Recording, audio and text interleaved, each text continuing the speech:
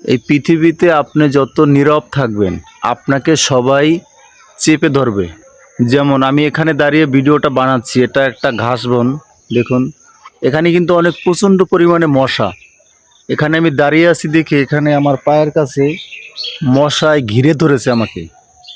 ঠিক আছে, তার মানে কি আমি নীরব আছি, আমি চুপ আছি, এই জন্য ওরা এই কাজটা করার সুযোগ পাচ্ছে। আর আমি যদি এখানে চলতি পথে রানিং থাকতাম, ওরা কি আমার গায়ে পড়তে পারতো? পারতো না। ঠিক তেমনি এই পৃথিবীতে আপনি যদি নরম থাকেন, আপনি যদি চুপ থাকেন, ভদ্রতা দেখান, দেখবেন সবাই এসে আপনাকে এমনভাবে ধরবে, মনে করবে যে আপনি আপনি বোকা মানুষ, আপনাকে যে যেমন পারে তেমন করে করবে। আসলে চুপ থাকা যাবে না, এক জায়গায় স্থিরভাবে ঠান্ডাভাবে দাঁড়ায় থাকা যাবে না, সবসময় রানিংয়ে থাকতে হবে। ঠিক আছে, মানুষকে বুঝাইতে হবে যে আমি বোকা না, এটাই বাস্তব।